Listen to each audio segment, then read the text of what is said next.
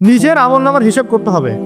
ঠান্ডা মাথায় রাত্রেবেলা ঘুমানোর আগে চিন্তা করেন, ওয়াল্লাহি আমি চিন্তা করছি এটা, ওয়াল্লাহি চিন্তা করেন আপনার জীবনে যখন থেকে আপনার ভালো মন্দ বোঝার ক্ষমতা হয়েছে, ঠান্ডা মাথায় রিকল করার চেষ্টা করেন আপনার মেমোরিকে, যে আপনি কি কি বড় বড় পাপ করেছেন।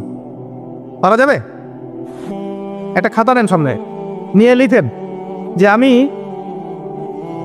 10টা বান্ধবীর সাথে প্রেম করেছি, বড় পাপ তো যে না। আমি মদ খেয়েছি বন্ধুদের সাথে, আমি গুন্ডাগিরি করেছি, একজনের হাতে রক কেটে দিয়েছি, পায়ে রক কেটে দিয়েছি, আছে নাকি আমল নামের মানুষের? আমি রিলিফের মাল মেরে খেয়েছি, আমি বোনের সম্পত্তি অধিকার দিইনি, পিতা মাতাকে আমি বৃদ্ধাশ্রমে পাঠিয়েছি, আমি এটা করেছি ওটা করেছি, হিসাব করা যাবে না? এগুলো তো করেছি আর করি নাই। আমি নামাজ পড়ি নাই এতদিন, এত ওয়াক্ত, আমি যাকাত দেই নাই, আমি রোজা রাখি নাই, পারা যাবে না? আমরা না করলে কি হবে? লেখা আছে না, দেখানো হবে না? সে ব্যক্তি বুদ্ধিমান যে নিজের হিসাব নিজে নিয়ে নিল দুনিয়ায়। এই জায়গায় আছেন, নিজের হিসাব নিজে নিয়ে নেন দুনিয়ায়। এবার আপনি দেখবেন যে আপনার আমার পাপগুলো দুই ভাগে বিভক্ত। একটা হচ্ছে আল্লাহর সাথে জড়িত, আর একটা মানুষের সাথে জড়িত। আল্লাহর সাথে যেগুলো জড়িত, ইনশাআল্লাহ 2 রাকাত নামাজ, অনলি 2 রাকাত নামাজ, ওযু করে এসে মুখলেস ভাবে আদায় করে চোখের পানি ফেলে দিয়ে শেষ রাতে আল্লাহকে বলা, আল্লাহ আমি এই পাপ করেছি, আল্লাহ আমাকে মাফ করুন। আল্লাহ রাব্বুল আলামিনের জন্য এটা মুহূর্তের ব্যাপার, আপনার সমস্ত পাপকে আল্লাহ পাক নেকি দিয়ে পরিবর্তন করে দেবেন ইনশাআল্লাহ। সূরা ফুরকানের শেষের দিকে আছে, ইল্লা মান তাবা ওয়া আমানা ওয়া আমিলা আমালান সালিহান ফাউলাইকা ইউবাদদিরুল্লাহু সাইয়্যাতিহিম হাসানাত। যারা তওবা করবে, ঈমান নিয়ে আসবে এবং আমলে সালেহ করবে, আমি আল্লাহ তাদের সমস্ত গুনাহগুলোকে নেকি দিয়ে পরিবর্তন করে দিব ইনশাআল্লাহ। আরেক শ্রেণীর পাপ পাবেন, সেটা হলো বান্দার সাথে জড়িত। এটা আল্লাহর কাছে মাফ চেয়ে লাভ নাই। আমাকে এসে বলতে হবে, ভাই আপনাকে গালি দিয়েছি, মাফ করে দেন। আমার আপনার কাছে গিয়ে বলতে হবে, ভাই আপনার গীবত করেছি, আমাকে মাফ করে দেন। আপনি আরেক ভাইয়ের কাছে গিয়ে বলবেন, ভাই আপনার টাকা আমি মেরে খেয়েছিলাম, টাকা নেন, শোধ করে নেন। প্রতিবেশীকে বলতে হবে, ভাই জমি নিয়ে নেন, জমি আমি মেরে খেয়েছিলাম। জনগণের সামনে এসে বলতে হবে, এই যে চালের বস্তা তোমাদের ছিল, আমি মেরে খেয়েছি, নিয়ে নাও। এত সহজ না। না হলে এগুলো কিয়ামতের মাঠে জমা থাকবে এবং পুলসিরাতে তারা দাঁড়িয়ে থাকবে।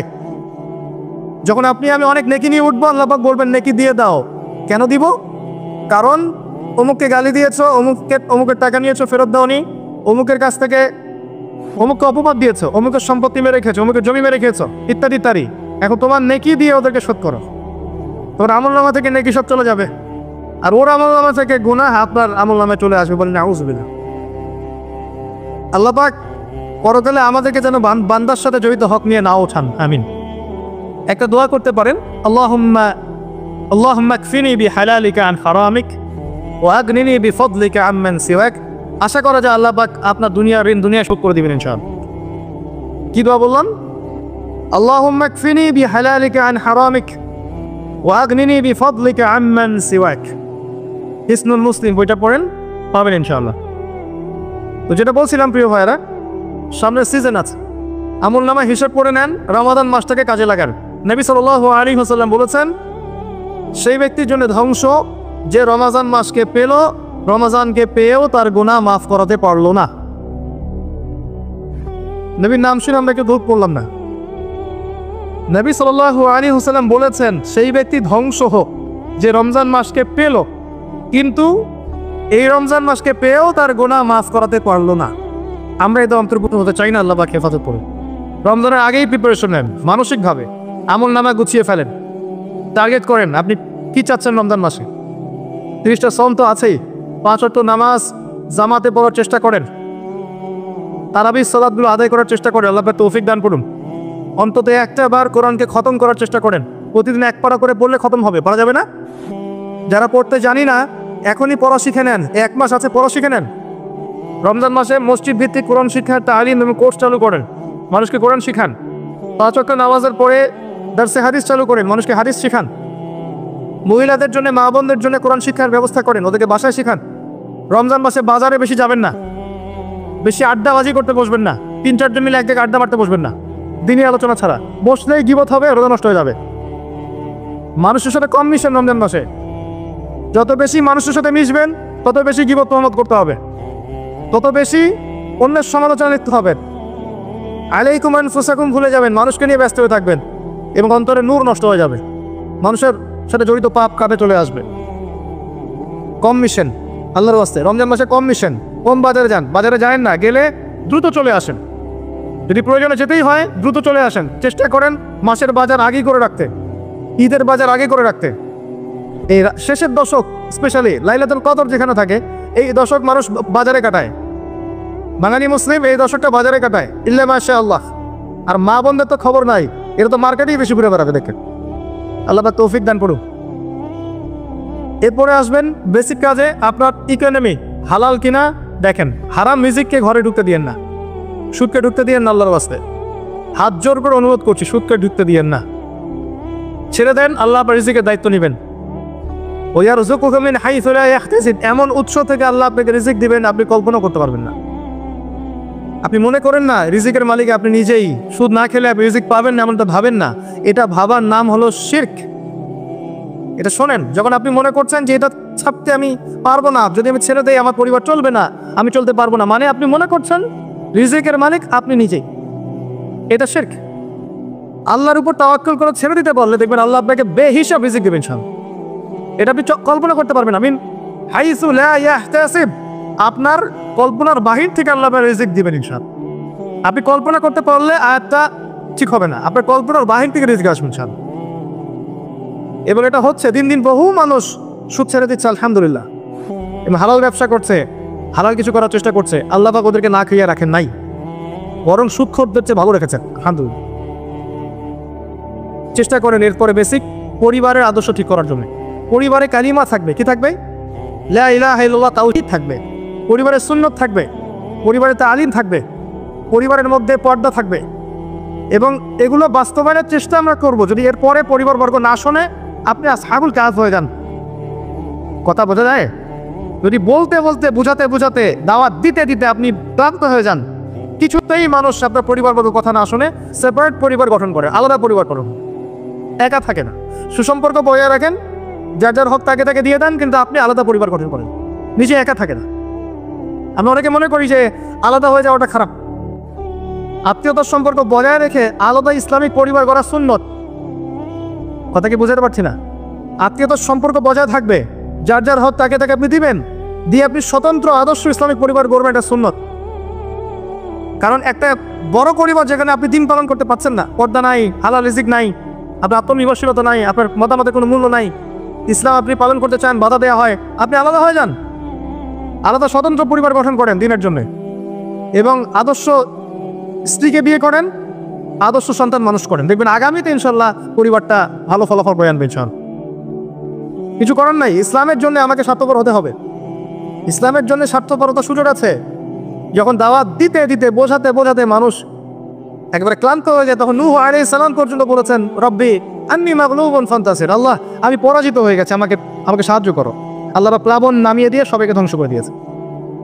লূত আলাইহিস সালাম শেষমেশ তার স্ত্রীকে ছেড়ে চলে গেলেন। নূহ আলাইহিস সালাম তার সন্তানকে রেখে চলে গেলেন। মুহাম্মদ সাল্লাল্লাহু আলাইহি ওয়াসাল্লাম তার চাচাদেরকে রেখেই চলে গেলেন মদিনায়, হিজরত করলেন।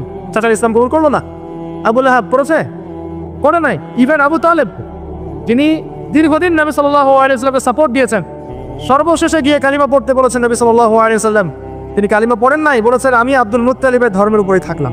কি হলো তাহলে? ইচ্ছা করে কাউকে হেদায়েত দেওয়া যায়? আল্লাহর পক্ষ থেকে হেদায়েত আসে। আসহাবুল কাহফ সমাজে টিকতে পারলেন না, গুহায় চলে গেলেন। আল্লাহ পাক 309 বছর ঘুম পাড়িয়ে রাখলেন, আবার জীবিত করলেন।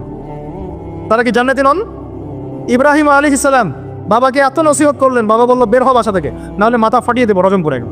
আসেন, এই বেসিক কাজগুলো করেন প্রিয় ভাইরা। আর আল্লাহ পাক আমাদেরকে কিছু প্রতিভা দিয়েছেন, কাউকে জান, কাউকে মাল, কাউকে লিখার ক্ষমতা, কাউকে বলার ক্ষমতা। আল্লাহ পাক যাকে যে প্রতিভা দিয়েছেন, এই প্রতিভাটাকে আপনি দিনের কল্যাণে ব্যয় করেন। যদি একটা মসজিদ করতে পারেন করেন, একটা মাদ্রাসা করতে পারেন করেন, একটা শিক্ষা প্রজেক্ট করতে পারেন করেন, একটা ইসলামিক এনজিও করতে চান করেন, এতিমদের দায়িত্ব নেন, কোনো প্রজেক্ট করেন, মানবতার সেবামূলক কোনো কাজ করেন। পলিটিক্সে থেকে ভালো কিছু করতে চান করেন, পলিটিক্সে থেকে যদি ভালো কিছু করতে পারেন সেটাও করেন। মানে আপনি যেখানে আছেন সেখান থেকে দিনের জন্য কিছু করেন, পারবেন না? একজন মানুষ ধরেন একটা এলাকার রাজনৈতিক নেতা, তার পক্ষে কি পসিবল না ইসলামের জন্য কাজ করা, মানুষের ভালো করা সম্ভব না? পসিবল, এবং অনেক ক্ষেত্রে আমার চেয়ে বেশি পসিবল। একজন আলেম, তার জন্য কি এইসব মঞ্চে বসে দিনের কথা বলা সম্ভব না? মানুষকে দিনের কথা ডাকা সম্ভব না? একজন মসজিদের মুতাওয়াল্লি, তার জন্য কি মসজিদটা আবাদ করা সম্ভব না? একটা মাদ্রাসার প্রতিষ্ঠাতা, তার জন্য কি মাদ্রাসা আবাদ করা সম্ভব না? আমাদের প্রত্যেককে আল্লাহ পাক কিছু না কিছু সুযোগ দিয়েছেন, ওগুলোকে ফাইন্ড আউট করে আল্লাহর ওয়াস্তে যে কয়দিন বেঁচে থাকবো দিনের জন্য কিছু করে কবরে যাই, ইনশাল্লাহ জান্নাত পাওয়া যাবে। এগুলো বাস্তব কথা, প্র্যাকটিক্যাল কথা। আর একটা কথা মনে রাখবেন, আল্লাহ পাক বলেছেন নাসুল্লাহ ফানাসিয়াহুম, যারা আল্লাহকে ভুলে যাবে আল্লাহ ওদেরকে ভুলে যাবেন। যারা আল্লাহকে ভুলে যায় আল্লাহ তাদেরকে ভুলে যান। ইন্নাল্লাহা লা ইউগাইয়িরু মা বিকওমিন হাত্তা ইউগাইয়িরু মা বিআনফুসিহিম। একটা কওম যতক্ষণ তার অবস্থা পরিবর্তনের চেষ্টা করে না, আল্লাহ পাক ওই কওমের অবস্থা পরিবর্তন করেন না। ইন তানসুরুল্লাহ ইয়ানসুরকুম ওয়া ইউসাব্বিত আকদামাকুম, তোমরা যদি আল্লাহর দ্বীনকে সাহায্য করো তবেই আল্লাহ তোমাদেরকে সাহায্য করবে, তোমাদের পদযুগল দৃঢ় রাখবে। আমি আমার শুনেন, তোমরা যদি আল্লাহর দ্বীনকে সাহায্য করো তবেই আল্লাহ তোমাদেরকে সাহায্য করবে। এমনি এমনি সাহায্য আসবে না, আসবে না, কখনোই না। এভাবে ঘাপটি মেরে বসে থাকলে আর সবাই খারাপ হয়ে গেছে আমি ভালো, নিজে বাঁচলে বাপের নাম, অথবা সমাজটা পচে গেছে এখন আর কিছু করা যাবে না, এইসব চিন্তা করে যারা কম্বল দিয়ে মুড়ি দিয়ে শুয়ে থাকবে তারাও ধ্বংস হয়ে যাবে। এক সময় ধ্বংস হওয়ার সময় ওরাও বাদ থাকবে না, ওরাও ধ্বংস হয়ে যাবে। তো আল্লাহর দ্বীনকে সাহায্য করেন, যার যতটুকু ক্ষমতা আছে, প্রতিভা আছে, আল্লাহ পাক সামর্থ্য দিয়েছেন। আল্লাহ পাক একটা সুসংবাদ দিয়েছেন, ইয়া আইয়ুহাল্লাযীনা আমানু, হে মুমিনগণ, ওয়ালা তাহিনু ওয়ালা তাহজানু, তোমরা হীনবল হও না, দুশ্চিন্তাগ্রস্ত হও না। ওয়া আনতুম লা আলাউনা, তোমরাই বিজয়ী হবে ইনশাআল্লাহ। ইন কুনতুম মুমিনিন, যদি প্রকৃত অর্থে তোমরা মুমিন হয়ে থাকো, যদি তোমরা প্রকৃত অর্থে মুমিন হয়ে থাকো তোমরাই বিজয়ী হবে ইনশাআল্লাহ। হীনবল হও না, দুশ্চিন্তাগ্রস্ত হও না। আল্লাহ পাক আরো আয়াতে বলেছেন, তোমরা কি ভেবেছো এমনি এমনি জান্নাতে চলে যাবে? যতক্ষণ আল্লাহ পাক তোমাদেরকে পরীক্ষা করছেন, যতক্ষণ আল্লাহ পাক দেখে নিচ্ছেন কে তোমাদের মধ্যে সবর করনেওয়ালা আর প্রচেষ্টা চালানেওয়ালা, তোমরা কি ভেবেছো এমনি এমনি জান্নাতে চলে যাবে? সেগুলো হচ্ছে বাস্তব কথা। এবার আসেন, এখন আমরা যে পরিস্থিতির মধ্যে আছি এখান থেকে পুরোপুরি উত্তরণ সম্ভব না, ফুল স্টপ। যা দেখছেন ফিতনা ফাসাদ, যা দেখছেন ব্যক্তিগত জীবনে, পারিবারিক জীবনে, সোশ্যালি, ইকোনমিক্যালি, জিওপলিটিক্যালি, এই ফিতনা ফাসাদগুলো থেকে পুরোপুরি রিকভার করা এখন সম্ভব না। আর একটা দিন যাবে আর আপনার কাছে মনে হবে গতকালটা আজকের দিনের চেয়ে ভালো ছিল। যতদিন যাবে আলামাতুস সাআহ, আখিরুজ জামানের সাইনগুলো আরো প্রকাশিত হতে থাকবে। মানুষ মারা যাবে, মানুষ বেশি বেশি মরবে, মহামারীতে হোক, হত্যাকাণ্ডে হোক, যুদ্ধে হোক, মানুষ মরবে বেশি বেশি। সামনে উলামায়ে কেরামের সংখ্যা কমতে থাকবে, জাহেলদের সংখ্যা বাড়বে। যতদিন যাবে আল্লাহর প্রাকৃতিক গজবগুলো বাড়বে, ভূমিকম্প বলেন, মহামারী বলেন, জলোচ্ছ্বাস বলেন, ভূমিধস বলেন, আকৃতি পরিবর্তন বলেন, এগুলো বাড়বে। যতদিন যাবে হালাল রিজিক সংকীর্ণ হবে, জিনা বাড়বে, মাদক বাড়বে, মানুষ জিনা করবে হালাল মনে করে, মাদক খাবে হালাল মনে করে। যতদিন যাবে মেয়েদের সংখ্যা বাড়বে, পুরুষরা কমতে থাকবে, এবং ছেলেরা মেয়ের পোশাক পরে ঘুরবে, মেয়েরা ছেলের পোশাক পরে ঘুরবে। যতদিন যাবে ফাংশনাল জায়গাগুলোতে মেয়েরা চলে আসবে, ছেলেরা পিছিয়ে পড়বে। হিসেব কিতাব চুকিয়ে দেন, হালাল খান, পরিবার গঠন করেন, পর্দা কায়েম করেন, দিনের জন্য কিছু করেন, সময় নাই হাতে আমাদের। ব্যক্তিগত কাজগুলো বেশি বেশি করে করেন, ওই দিকে দেখার সময় নাই, ওগুলো দেখে আপনি কিছু করতে পারবেন না, কারণ হাত বন্ধ, কিছু করার নাই। অতএব ওইসব বড় বড় ফিকির করে এখন আপনার লাভ নাই, ওটা যাদের করে তারা করবে, যাদের ওইসব ক্ষমতা আছে ওরা করবে, আমি করতে পারবো না। কিন্তু পরিস্থিতি বুঝতে পারছি যে পরিস্থিতি ভালো না, নিজের পরকালের ফিকির করে। যতদিন যাবে এগুলো বাড়বে এবং মানুষের মধ্যে নৈতিকতা কমবে, পারস্পরিক হৃদ্যতা ভালোবাসা কমে যাবে। বাপকে হত্যা করবে সন্তান, মাকে হত্যা করবে সন্তান, পিতা মাতার সাথে দাস দাসীর মতো আচরণ করা হবে। দেখবেন কয়দিন পর জেনা এমনভাবে বাড়ছে যে মানুষ মেয়েদের দিকে আকর্ষণ হারিয়ে ফেলে ছেলেদের সাথে জেনা করা শুরু করবে। নাউজুবিল্লাহ বলছেন, এটা বাড়ছে দিন দিন। এরপরে দেখবেন বাচ্চাদেরকে ধর্ষণ করা হবে, এটাও দিন দিন বাড়ছে এখন। এরপর মানুষ কি করবে জানেন? গবাদি পশুর সাথে জেনা করবে। দেখে নিন, এই কথাও ফুলবে ইনশাআল্লাহ। আর ইকোনমিক সেকশনে তো অনেক আগে বলেছিলাম আপনার টাকার মান কমবে, সম্পত্তি লস হবে, দিন দিন এদিকে ওয়ার্ল্ড যাবে। কি করবেন? ওই যে কাজগুলো বলেছি, বেসিক কাজগুলো ঠিক করেন। আল্লাহর ওয়াস্তে প্রথমে তওবা করে আল্লাহর দিকে ফিরে আসেন, আকীদা ঠিক করেন, আমল বেশি বেশি করার চেষ্টা করেন, সুন্নাহ মাফিক জীবনযাপন করেন, আল্লাহর ওয়াস্তে হালাল খান, হারামে যায় না, পারিবারিক আদর্শ সুন্দর করার চেষ্টা করেন। যদি কথা না শুনে একক পরিবার করে তোলেন, সন্তান ছোট থেকে মানুষ করেন, আপনার জান মাল যা আছে এটা দিয়ে দিনের কোনো খেদমত করেন, চেষ্টা করেন। দিনের কোনো কল্যাণ করার জন্য, যেটাকে নিয়ে আপনি আল্লাহর সামনে দাঁড়াবেন, আল্লাহ আমি মাজুর ছিলাম, এতটুকু করে তোমার কাছে এসেছি, আমাকে মাফ করে দাও। এর বেশি কিছু আমার বলারও নাই, আসলে আমাদের করারও আছে বলে আমার মনে হয় না। আল্লাহ পাক আমাদের সবাইকে কথাগুলো বোঝার তৌফিক দান করুন। আল্লাহ পাক মেরাজের আলোচনা হচ্ছিল মনে একটু আগে। মেরাজের রাতে আল্লাহ পাক নবী সাল্লাল্লাহু আলাইহি ওয়াসাল্লামকে 3টা স্পেশাল গিফট দিয়েছে। কয়টা? 3টা স্পেশাল গিফট দিয়েছেন, 3টা হাদিয়া তোফা। প্রিয় নবীকে ভালোবেসে, আমাদের নবীকে আল্লাহ পাক সবচেয়ে বেশি ভালোবাসেন না, ভালোবেসে 3টা হাদিয়া দিয়েছেন। এক, তোমার উম্মতের উপর 50 ওয়াক্ত নামাজ, যেটা কমতে কমতে কমতে কমতে কত আসছে? 5। কমানোর জন্য কোন নবী ফোর্স করছিলেন? নবী মুসা আলাইহিস সালাম, যার কথা একটু আগে বলছিলাম। কারণ তিনি বলছিলেন যে আমার উম্মতের উপর 2 ওয়াক্ত নামাজ খরচ ছিল, সেটাই উম্মত ঠিকমতো আদায় করতে পারতো না। 5 ওয়াক্ত নামাজ আপনার উম্মত পারবে না, রাসূলুল্লাহ আপনি যান আরো কমিয়ে নিয়ে আসেন। মুসা আলাইহিস সালাম দূরদর্শিতা ছিল না তার। আসলে দেখেন তো আমাদের সমাজে 5 ওয়াক্ত নামাজ কতজন পড়ে? আসলে কি বেশিরভাগ মানুষ নামাজি না বেশিরভাগ মানুষ বেনামাজি, কোনটা? তাহলে ওনার দূরদর্শিতা কিন্তু ঠিক ছিল। এগুলোকে গায়েবের খবর বলে না। ওই যে বললাম আকাশে মেঘ জমেছে, এখন আপনি ছাতা নিয়ে বাসা থেকে বের হয়েছে, এটা কি আপনি গায়েবের খবর জানেন? আপনি বাসির আছে, আপনার দূরদর্শিতা আপনি দেখতে পাচ্ছেন। ফেরেশতারা কি বলেছিল? আতাজআলু ফিহা মা ইউফসিরু ফিহা ওয়া ইয়াসফিকু দিমা। আল্লাহ আপনি পৃথিবীতে এমন কাউকে পাঠাতে যাচ্ছেন, পৃথিবীতে গিয়ে ফিতনা ফাসাদ সৃষ্টি করবে আর রক্তপাত ঘটাবে। মানুষ সেই কাজ পৃথিবীতে করছে কিনা? তার মানে কি ফেরেশতারা গায়েবের খবর জানে না? তাদের বাসিরা, কারণ এই কাজটা আগে জিন জাতি করেছিল। তো যেটা বলছিলাম, একটা হচ্ছে 50 ওয়াক্ত নামাজ। 2 নাম্বার, আল্লাহ পাক সূরা বাকারার শেষে 3টা আয়াত দিয়েছেন। কয়টা আয়াত? কোনো বর্ণনা এসেছে 2টা আয়াত, আর কোনো বর্ণনা আছে শেষে 3টা। লিল্লাহি মা ফিস সামাওয়াতি, এখান থেকে ফানসুরনা আলাল কওমিল কাফিরিন পর্যন্ত এই 3টা আয়াত। যে ব্যক্তি রাত্রেবেলা করে ঘুমাবে, সারা রাত ইবাদত করার নাকি পাবে ইনশাআল্লাহ। পারা যাবে না এটা পড়তে? আজকের লেকচার শোনার পরে যতদিন বেঁচে থাকবেন, একদিনও এই আয়াতগুলো না করে ঘুমাবেন না ইনশাআল্লাহ। পারবেন তো ইনশাআল্লাহ? আলী রাদিয়াল্লাহু আনহু বলতেন, কোনো বুদ্ধিমান মানুষ রাতের বেলা এই 3 আয়াত না পড়ে ঘুমাতে পারেন। যার বুদ্ধি আছে সেটা না পড়ে ঘুমাইতে পারেন, কারণ এই 3টা আয়াত তেলাওয়াত করে ঘুমালে আপনি সারা রাত নফলের ইবাদত পাচ্ছেন, নেকি পাচ্ছেন। সারা রাত নফল ইবাদতের নেকি পাচ্ছেন, এবং রাতের বেলা যে জিন, জাদু, কুফরি, কালাম, দৃশ্য অদৃশ্যের যে ক্ষতিগুলো আছে, এই সব কিছু থেকে আল্লাহ পাক হেফাজত করবেন ইনশাআল্লাহ। অতএব এটা একটা গিফট আল্লাহ পাক দিয়েছেন মেরাজের রাতে। মেরাজ নিয়ে আলোচনা হয়, কিন্তু মেরাজের সবচেয়ে মূল জিনিসগুলো আমরা আমল করি না। মেরাজের রাতে এসেছে 5 ওয়াক্ত নামাজ, ওই নামাজই তো পড়ি না। আপনাকে আলোচনা আমি ধারাবাহিকভাবে শোনাই, কি করে নামাজটাকে পড়তে হবে। তারপরে কোরআন দিয়েছেন আল্লাহ পাক, সূরা বাকারার শেষের 3 আয়াত। এতটুকুও মুখস্থ করতে পারে না মুসলিম উম্মার যুবকরা। এদিকে একদম Bankimchandra, Saratchandra, physics, chemistry, biology, ইতিহাস, সাহিত্য সব পড়ে শেষ করে দিলেন। হুমায়ুন আহমেদ, হুমায়ুন আজাদ পড়ে শেষ, হিমু হয়ে ঘুরে বেড়াচ্ছে রাস্তাঘাটে, কিন্তু তাই না? কিন্তু সূরা বাকারার শেষের 3টা আয়াত মুখস্থ করতে পারবে। এই জেনারেশন দিয়ে কিছুই হবে না। এই জেনারেশনকে পরিবর্তন করতে না পারলে, না তার উম্মার কোনো খেদমতে কাজ করতে পারবে, না দেশের জন্য কিছু করতে পারবে। দেশের জন্যও কিছু করতে পারবে না, উম্মার জন্য করা তো অনেক দূরের কথা। সারাদিন পরে আছে গার্লফ্রেন্ড নিয়ে, মাদকদ্রব্য নিয়ে, পর্নোগ্রাফি নিয়ে, এই মাদক, গাঁজা, ইয়াবার আসর নিয়ে। তারপরে কোনো কোনো ক্ষেত্রে দেখা যায় হকি স্টিক নিয়ে মারামারি করে বেড়াচ্ছে, হল দখল করবে, হয় না এগুলা?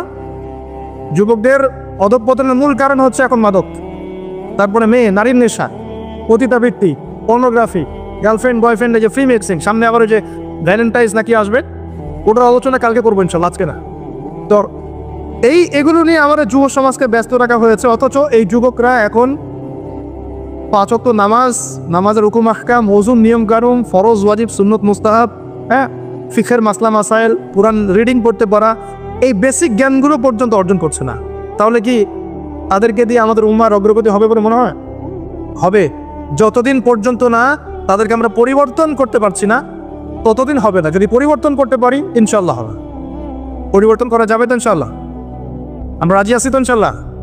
যুব সমাজ ওয়াদা করতে পারেন তো ইনশাল্লাহ যে আমরা সবাই কোরআন পড়া শিখবো, 5 ওয়াক্ত নামাজ পড়বো, মাদকের ধার কাছেও যাবো না, এবং এই মেয়েদের পিছনে ঘুরবো না।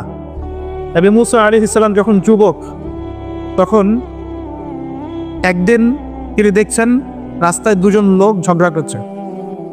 একজন তার গোত্রের, আর একজন হচ্ছে ফেরাউনের বাহিনীর।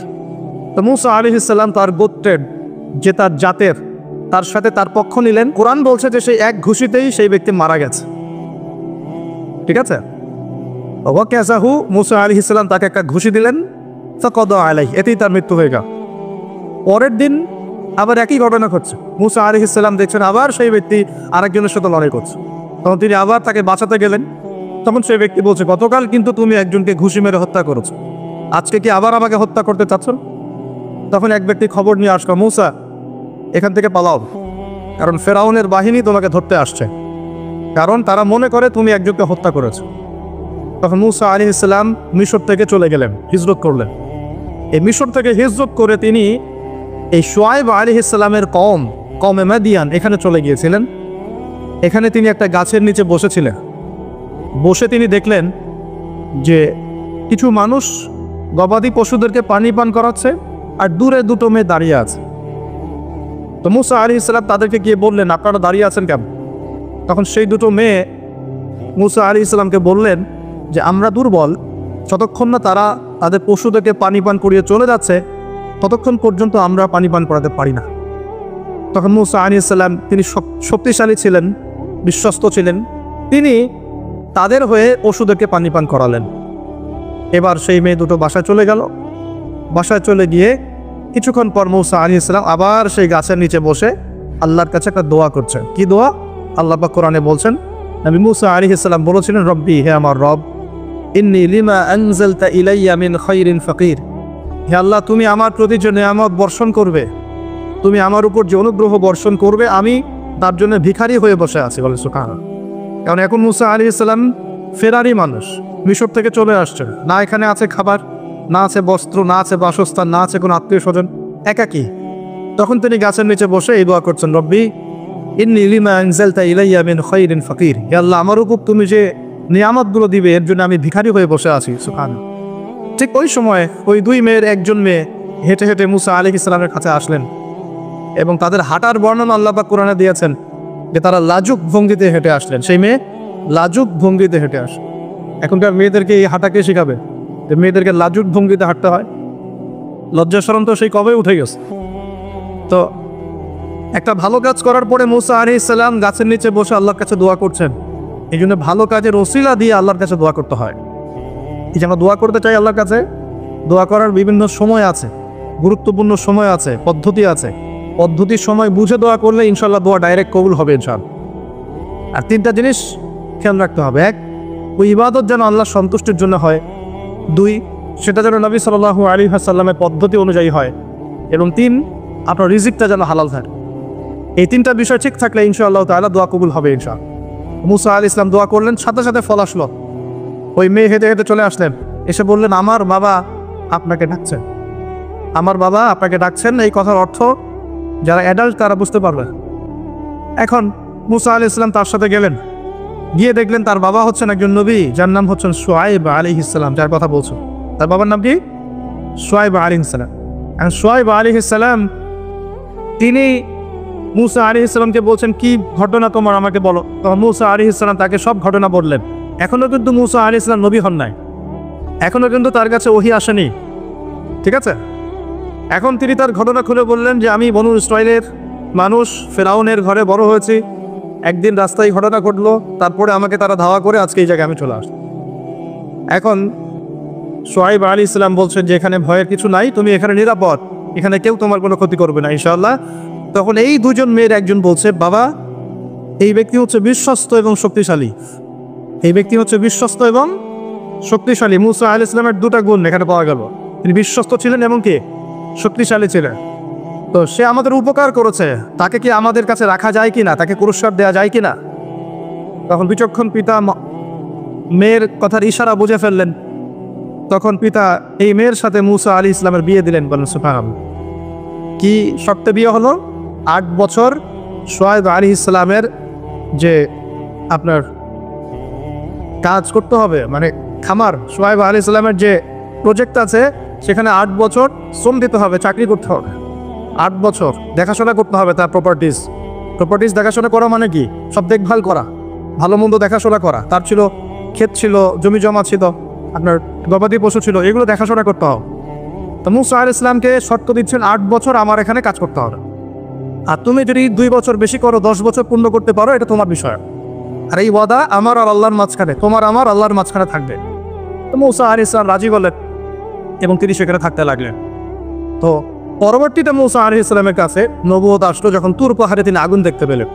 তিনি সেখানে গিয়ে আগুন খুঁজছেন, আর তুর পাহাড়ের ডান দিক থেকে আল্লাহ রাব্বুল আলামিন আওয়াজ দিলেন, ইয়া মূসা, হে মূসা, ফাখলা'না আলাইক, তোমার জুতা খুলে আসো, ইন্নাকা বিল ওয়াদিল মুকাদ্দাস তুয়া, তুমি এখানে পবিত্র একটা জায়গায় এসেছো। মূসা আলাইহিস সালামকে ভয় পেয়ে গিয়েছিলেন। আল্লাহ রাব্বুল আলামিন তাকে ওহী করলেন, তুমি নবী, আমার কাছে রাসূলরা ভয় পায় না, তোমার হাতে ওটা কি? মূসা আলাইহিস সালাম বলছেন, আমার হাতে লাঠি। কি করো লাঠি দিয়ে? মূসা আলাইহিস সালাম বলছেন, লাঠি দিয়ে আমি এই যে আমার গবাদি পশু এগুলোকে তারাই, গাছের কথা পারি ইত্যাদি। আল্লাহ পাক বলছেন, লাঠি ছুঁড়ে মারো।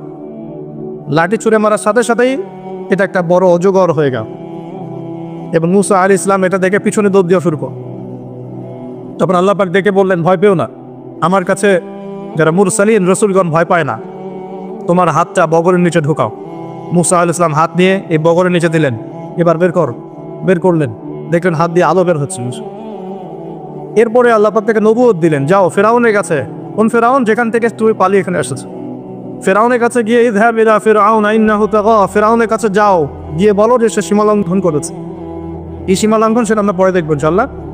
আমরা মোটামুটি জানি ফেরাউন সম্পর্কে, সে কন্যা সন্তানদেরকে জীবিত রাখতো, পুত্র সন্তানদেরকে হত্যা করতো, বনু ইসরাইলকে বিভক্ত করে শাসন করতো, জুলুম করতো, এবং তার সবচেয়ে বড় অপরাধ হচ্ছে সে নিজেকে খোদা দাবি করেছে। সে বলেছে, আনা রব্বুকুমুল আ'লা, আমি তোমাদের মহান রব। তো সে সীমা লঙ্ঘন করেছে, আউযুবিল্লাহ।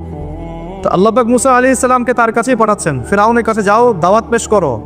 মূসা আলাইহিস সালাম বলছেন, আল্লাহ, আমার তো জিহ্বায় জড়তা আছে, রব্বি ইশরাহ লি সদরি, আল্লাহ আমার বক্ষটাকে প্রশস্ত করে দেন, আমাকে সাহস দেন। ওয়া ইয়াসসির লি আমরি, আমার কাজকে সহজ করেন। ওয়াহলুল উকদাতাম মিন লিসানি, আমার জড়তা, জিহ্বার জড়তাগুলো দূর করে দেন। ইয়াফকাহু কওলি, যাতে মানুষ আমার কথা বুঝতে পারে, আর আমার ভাই হারুন আমার চেয়ে ভালো কথা বলতে পারে। আল্লাহ হারুনকেও নবুয়ত দান করুন। আল্লাহ পাক হারুন আলাইহিস সালামকেও নবুয়ত দান করলেন, এবং দুজনকে বললেন, ইযহাবা ইলা ফিরআউন, তোমরা দুজন এখন ফিরআউনের কাছে যাও, ইন্নাহু তাগা, ফাকুলা লাহু কাওলান লাইয়িনা, ফিরআউনের কাছে গিয়ে তার সাথে নম্র ভাষায় কথা বলবে, তাকে আল্লাহর দিকে দাওয়াত দিবে। যদি সে দাওয়াত কবুল না করে তখন তাকে শাস্তির ভয় দেখাবে, এবং সে যদি বিশ্বাস না করে তাহলে অজগর এবং হাতের এই যে এই মুজিজাগুলো তোমরা দেখাবে।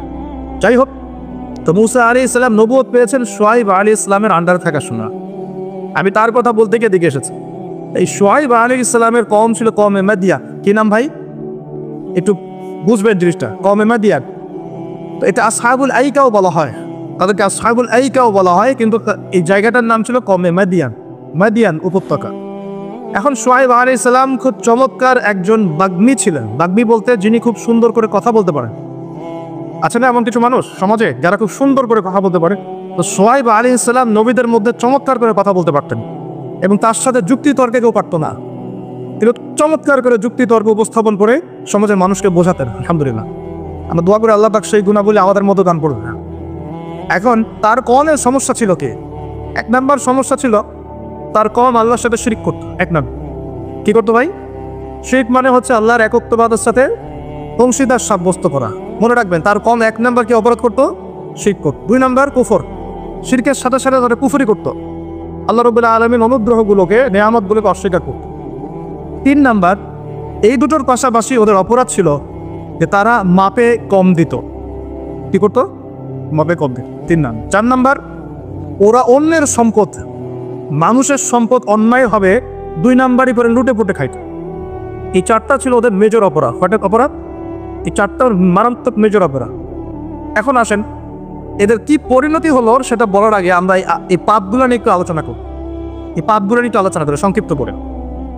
মাদিয়ান কওমের সর্বপ্রথম অপরাধ ছিল তারা আল্লাহর সাথে শিরক করতো, মানে আল্লাহ পাকের তাওহীদের সাথে অংশীদার সাব্যস্ত করতো। এখন এই শিরকটা কিন্তু প্রত্যেক যুগেই নবীদের সময় হয়েছে, এবং আমাদের নবী মুহাম্মদ সাল্লাল্লাহু আলাইহি ওয়াসাল্লাম তার জামানাতেও কিন্তু আবু জাহেল, আবু লাহাব, উতবা, সাইবা এরা কিন্তু শিরক করেছে। এখন এই শিরকটাকে নবী সাল্লাল্লাহু আলাইহি ওয়াসাল্লাম খুব সহজ করে ভাগ করে দিয়ে গেছে। আমরা যদি কোরআন এবং হাদিসটা ঘাটাঘাটি করি, আমরা দেখব যে শিরকটা আসলে তিন প্রকার হয়। এই তাওহীদ এবং শিরকটা তিন প্রকার হয়।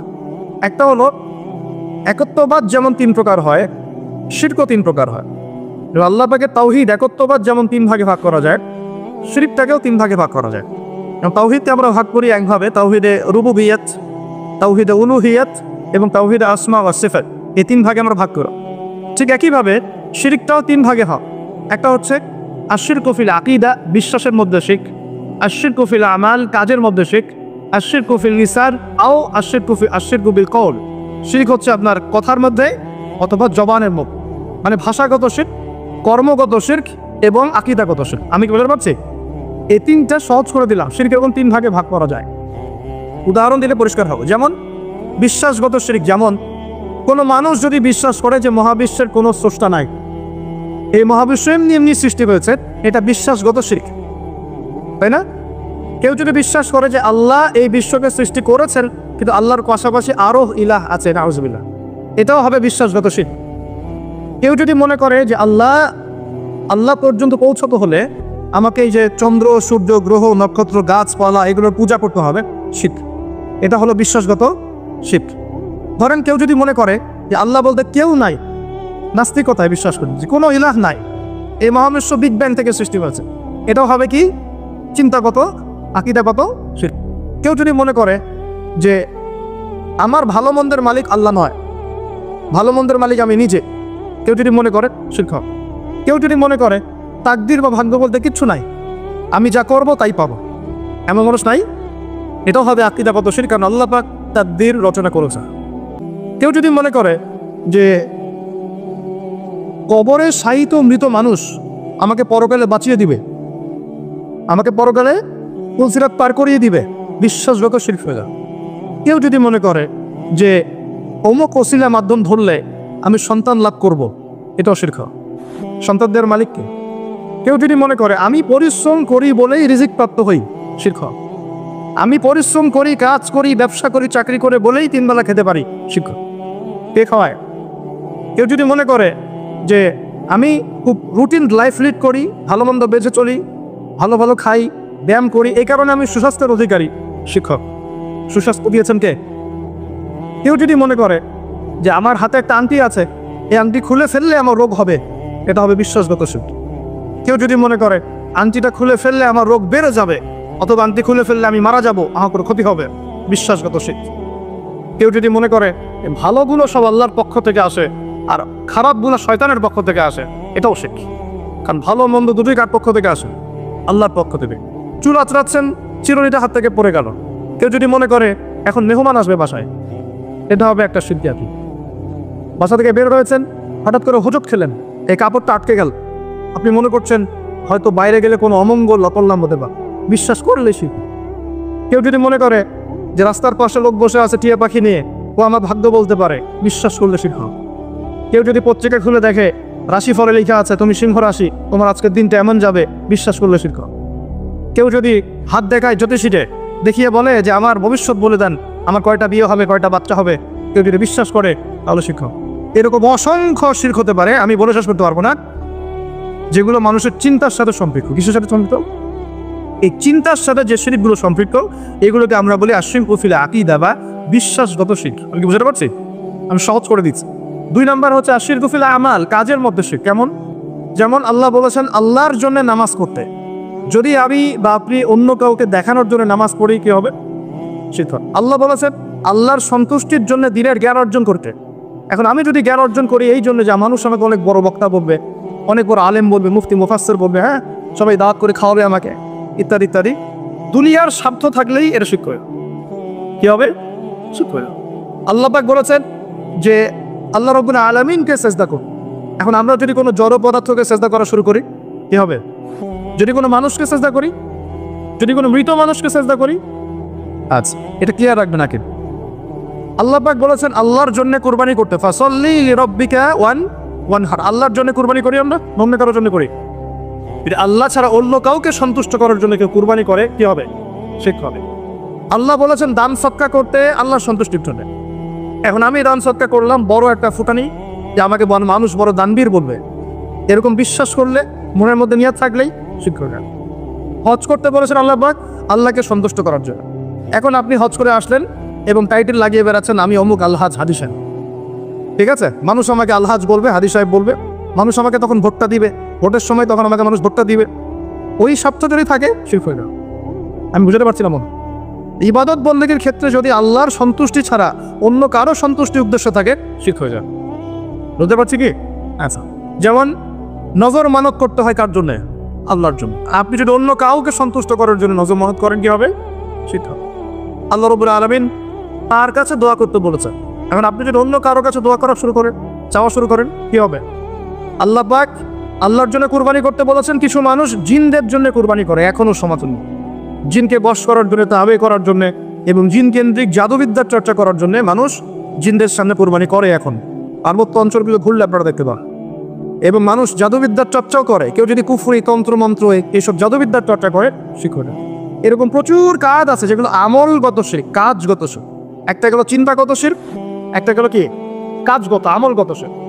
আরেকটা হতে পারে কথায়, লিসান বা জবানে, আল কৌল ফিল কৌল, কথা, জবান, এগুলোর মধ্যে শিক্ষক হয়। যেমন এই যে যদি আপনাকে জিজ্ঞাসা করি ভাই কেমন আছেন, তো বললো যে আপনার দোয়ায় ভালো আছে, আপনার দোয়ায় ভালো আছে। যদি বলতেই হয় বলতে হবে আলহামদুলিল্লাহ আপনার দোয়ায় ভালো আছে, আলহামদুলিল্লাহ আল্লাহর সন্তুষ্টি, আল্লাহর ইচ্ছা, অতঃপর আপনার দোয়ায় ভালো আছে। জিজ্ঞাসা করছি আপনার মা কেমন আছে, যদি কেউ বলে মা খুব অসুস্থ ছিল, ভাগ্যিস একজন ভালো ডাক্তার পেয়েছিলাম, না হলে মাকে বাঁচানো যেত না, কথা বলার সাথে সাথেই শিরক হয়ে গেছে। বুঝতে পারছেন না? কেউ যদি বলে যে আগামীকাল বৃষ্টি হবে, আগামীকাল বৃষ্টি হবে, এখনো কিন্তু বৃষ্টির কোনো আলামত দেখা যাচ্ছে না, এমনি বললো যে আগামীকাল বৃষ্টি হবেই, বলার সাথে সাথে কি হবে? যদি এভাবে বলে যে আকাশে মেঘ দেখা যাচ্ছে, ইনশাআল্লাহ আগামীকাল বৃষ্টি হতে পারে, তাহলে শিরক হবে না, তাহলে শিরক হবে। আপনি কি করবেন? ইনশাআল্লাহ আমি আগামীকাল এই কাজটা করব, আমি আগামীকাল এই অমুক কাজটা করব, এই কথাটা বললে শিরকের গন্ধ থাকবে। যদি বলেন ইনশাআল্লাহ আমি আগামীকাল এই কাজ করব, তাহলে ঠিক আছে। এরকম অনেক। নাম কি? বলছে আমার নাম শাহিন শাহ। নাম কি?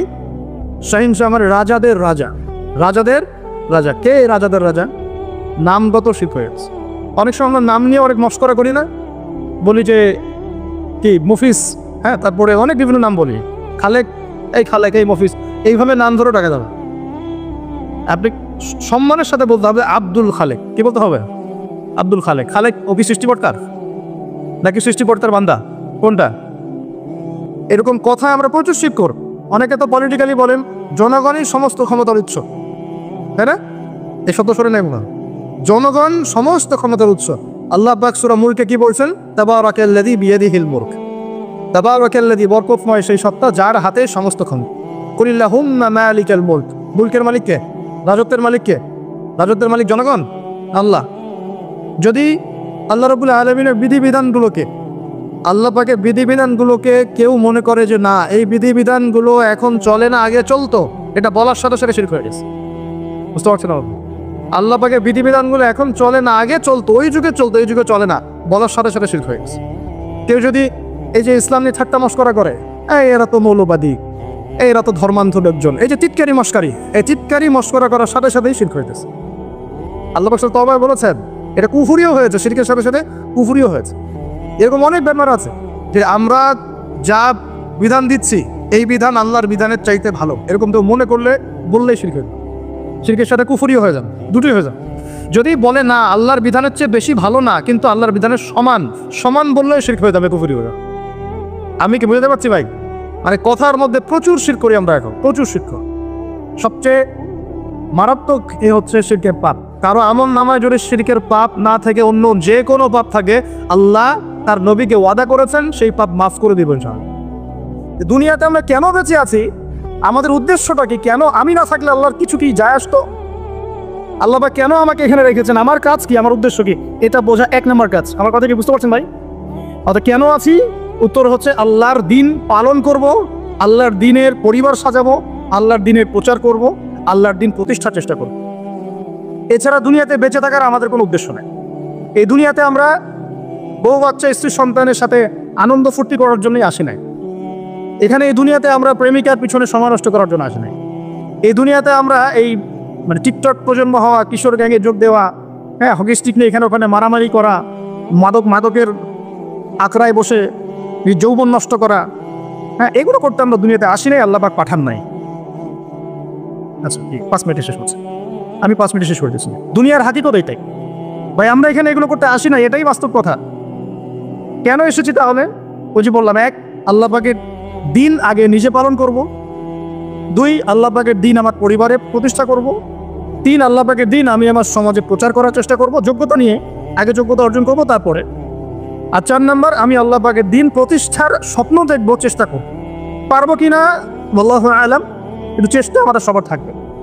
দিন প্রতিষ্ঠার জন্য একটা মাদ্রাসা করাও হচ্ছে দিন প্রতিষ্ঠার অংশ।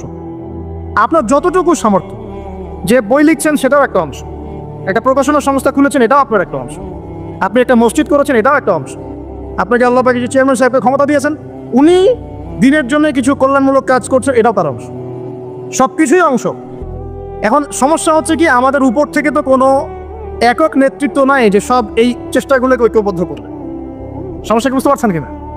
একক কোনো মাহদি নাই, আসবেন ইনশাল্লাহ, যিনি সবগুলোকে একসাথে ইউনাইটেড করবেন এমন কোনো একক নেতৃত্ব আছে কিনা সারা ওয়ার্ল্ডে আছে?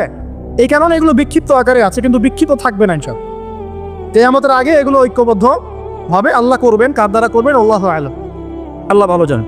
এটা প্রথম কাজ। 2 নাম্বার প্রিয় ভাইয়েরা, ওলামায়ে কেরাম বলতে চাচ্ছেন যে দিন পালন করা, প্রচার করা, প্রসার করার আগে তুমি আগে জ্ঞান অর্জন করো। কি করো ভাই?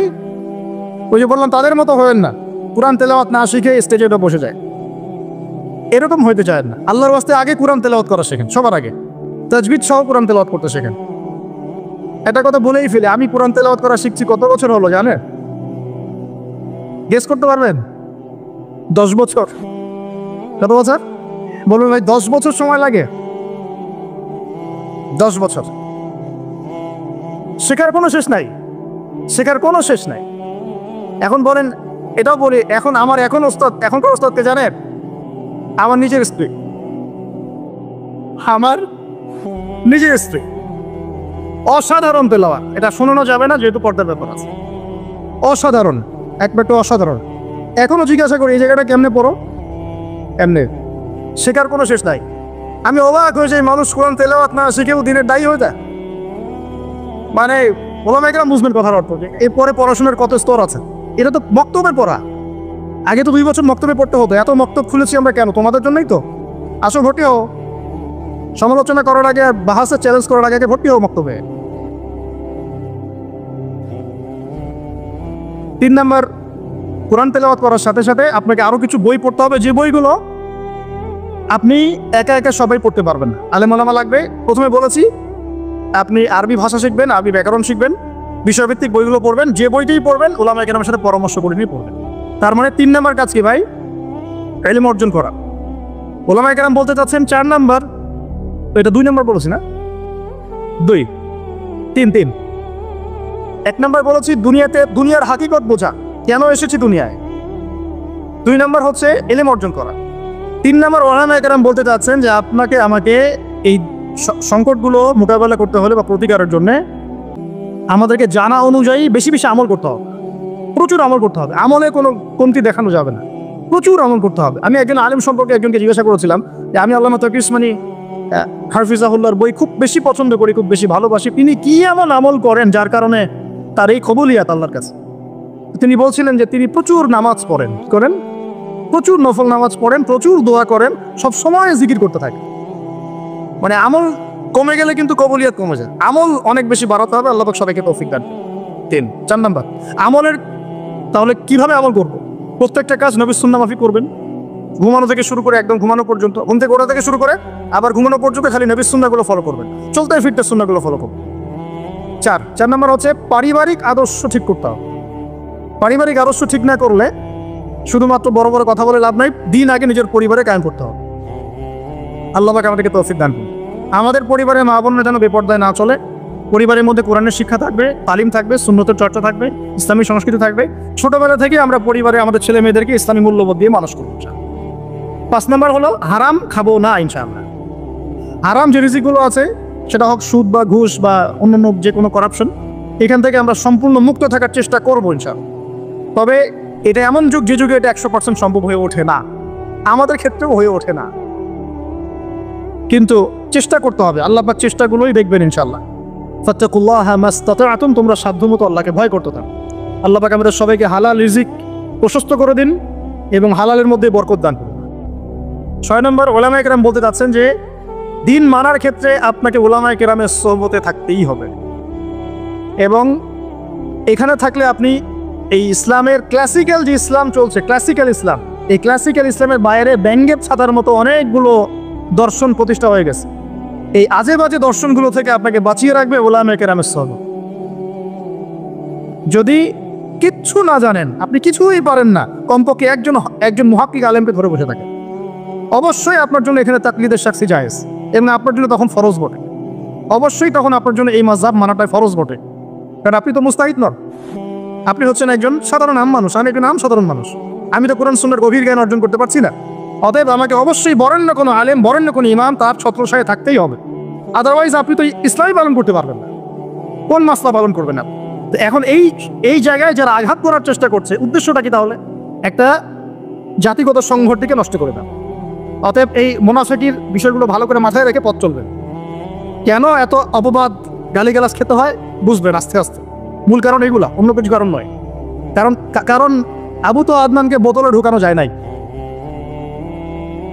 কারণ ওই ফিতনার বোতলে আমাকে ঢুকানো যায় নাই। এটাই আক্রোশ, এটাই ক্ষোভের কারণ। আমি যদি এখন ফর্ম পূরণ করতাম, আমাকে মাথায় নিয়ে নাচতাম। কথা হয়তো বুঝতে পারতেছেন না, কিন্তু আলহামদুলিল্লাহ আমরা হকের পিপাসু, যেখানে হক থাকবে সেখানে যাবো ইনশাআল্লাহ। হ্যাঁ, তাদের মধ্যেও যদি কোনো হক বিষয় থাকে সেটা নিব ইনশাআল্লাহ, কোনো সমস্যা নাই। ওইটুকু হক নিতে আমার কোনো সমস্যা নাই। কিন্তু আংশিক ইসলাম পালন করবেন, আংশিককে রিফিউজ করবেন, ইসলামের আংশিকতাকে জনগণের সামনে তুলে ধরবেন, সমাজে ফিতনা লাগাবেন, ঐক্য জাতিগত সংহতি নষ্ট করবেন, সেগুলোর বিরুদ্ধে কথা বললে খারেজি ফতোয়া মারা শুরু করবেন। এইসব ফতোয়া আমাদের কাছে টিস্যু পেপার, আর কিছুই না। আল্লাহ পাক আমাদের সবাইকে পরকালের সাথে কাজ করা তৌফিক দান। প্রিয় ভাইরা, উলামায়ে কেরাম এটা বলতে চান যে মুহাক্কিক যে কোনো উলামায়ে কেরামের সোহবতে এসে দিন শিখবেন। আপনি যদি কিচ্ছু না বসেন, অন্তত একজন আলেমের কাছে, একজন অন্তত, যে কোনো একজন, তিনি আপনাকে পথ দেখাবেন ইনশাআল্লাহ। এতটুকু আপনার কর্তব্য। 7 নম্বর, প্রিয় ভাইরা, 7, 8, 9, 10 চারটা বলে খালি শেষ করে দিই। 7 নম্বর হচ্ছে যে আল্লাহ পাক আমাদেরকে যতটুকু সামর্থ্য দিয়েছেন, এই সামর্থ্য অনুযায়ী দিনের পথে খরচ করতে হবে। ব্যয়, আমরা তো জান দেওয়ার কথা আগে বলি, জান দেওয়ার কথা আল্লাহ আগে বলেন নাই। আল্লাহ পাক, মহান আল্লাহ পাক আগে বলেন নাই। আল্লাহ পাক আগে মাল কুরবানি দেওয়ার কথা বলেছেন। আল্লাহ পাক আগে মাল কুরবানি দেওয়ার কথা বলেছেন। ইভেন যেখানে আল্লাহ পাক জিহাদ শব্দ ইউজ করেছেন, সেখানেও আগে মালের কথা এসেছে। ওয়াজাহিদু ফি সাবিলিল্লাহি বি আমওয়ালিকুম ওয়া আনফুসিকুম, আগে মালের কথা বলেছেন। মাল দেওয়া এত সহজ না, তো এত সহজে বের হয়? আর বিশ্বাস করেন, আল্লাহর পথে খরচ করার জন্য অর্থের দরকার নাই, এটা কলিজের দরকার। খালি কলিজের দরকার, কলিজা থাকলেই খরচ হবে ইনশাআল্লাহ। প্রিয় ভাইরা, আল্লাহর পথে খরচ করুন। প্রতিদিন 10 টাকা হলেও সদকা করুন, প্রতিদিন 1 টাকা হলেও সদকা করুন। একটা বাসায় ব্যাংকে রাখুন, আপনি প্রতিদিন একটু করে জমান। সপ্তাহে সেটা মসজিদে দিবেন, মাদ্রাসায় দিবেন, সমাজ কল্যাণমূলক কাজে দিবেন, ইসলামিক খেদমতের কাজে দিবেন, বা কিছু বই কিনে নিজে পড়বেন, মানুষকে হাদিয়া দিবেন। মানে ইসলামিক কাজে আপনি টাকা পয়সা ব্যয় করেন। আল্লাহ পাক তৌফিক দান। একটা খালি পয়েন্ট বলি, ইসলামিক ইকোনমিক্সের সবচেয়ে বেসিক জিনিসটা কি বলেন তো দেখি? বলেন, কে পারবেন? যাকাত। হ্যাঁ, এক্স্যাক্টলি, যাকাত। আপনারা কি জানেন সারা পৃথিবীতে এই রমজানে কত টাকার যাকাত উঠেছে? সম্ভবত $100 বিলিয়ন। $100 বিলিয়ন কত জানেন? আমরা যে IMF এর কাছে লোন চাই, তারা কতটুকু লোন দেয়? 5 বিলিয়ন, 10 বিলিয়ন, হ্যাঁ, 15 বিলিয়ন, 2 বিলিয়ন, 4 বিলিয়ন, এরকমই তো। সারা ওয়ার্ল্ডে রমজানে যাকাতই উঠেছে $100 বিলিয়ন মতো। ইসলামিক অর্থনীতির ভিত্তি এটা। আপনার যাকাত, ওসর, যে এই যে বিষয়গুলো আছে, এগুলোকে আল্লাহর পথে যদি খরচ করেন, আমাদের কারো কাছে হাত পাতারই প্রয়োজন নেই। আর এই কারণেই কিন্তু যাকাতের দিকে অনেক শকুনের চোখ পড়েছে। সতর্ক থাকবেন। এটাই, আপনার ইকোনমিক্স পড়েন, ইকোনমিক্স ছাড়া এই ওয়ার্ল্ডকে ডিল করতে পারবেন না। ওই যে বললাম, কিছু মানুষ বোঝে চাল দিয়ে ফেতরা দিতে হবে, কিন্তু নবী সাল্লাল্লাহু আলাইহি ওয়াসাল্লাম দিনার দিরহাম ইউজ করেছেন, এটা প্রশ্ন। আর আমি কোনোদিনও বলি নাই যে কাগজের টাকা হারাম। এরা অপবাদ দেওয়াতে পটু সেরা। এরা তো আবু হানিফা রাহিমাহুল্লাহকে অপবাদ দিতে বাদ রাখে না। তুমি তো কিছুই না। আমি বলেছি সিস্টেমটা হারাম, কারণ এই সিস্টেমের মধ্যে টাকার মান কমে যায়, ইন্ট্রিনসিক ভ্যালু কমে যায়। ইসলামিক যে দিনার এবং দিরহাম রাসূল সাল্লাল্লাহু আলাইহি ওয়াসাল্লাম ইউজ করেছেন, সেটা এখন বিশ্বের কোথাও নাই। আর নাই, বাধ্য হয়ে আমরা এটা ফলো করছি। অনেক কিছু তো ইসলামে নাই, এখন তো বাধ্য হয়ে আমাদের করতে হচ্ছে। নবীর যুগের সেই খিলাফ এখন আছে, তো বাধ্য হয়ে আমরা পালন করছি। যা আছে সামনে তাই পালন করছি। নবীর যুগে কোনো মেয়ে বেপরদায় চলতো না, এখন চলে কিনা? চোখের হেফাজত করা সম্ভব? কষ্ট হয়, তো বাধ্য হয়ে আমরা চলছি। তো বাধ্য হয়ে একটা জিনিস মানা আর একটা এমনি স্বীকার করা, সেটাকে এক জিনিস হলো? তা আমরা এখন বাধ্য হয়ে এগুলো এই ইকোনমিক সিস্টেম ডিল করতে হচ্ছে। আল্লাহ পাক যখন চাবেন তখন এটা আবার উঠে যাবে ইনশাল্লাহ, আবার ইসলামিক ইকোনমিক সিস্টেম আসবে ইনশাল্লাহ।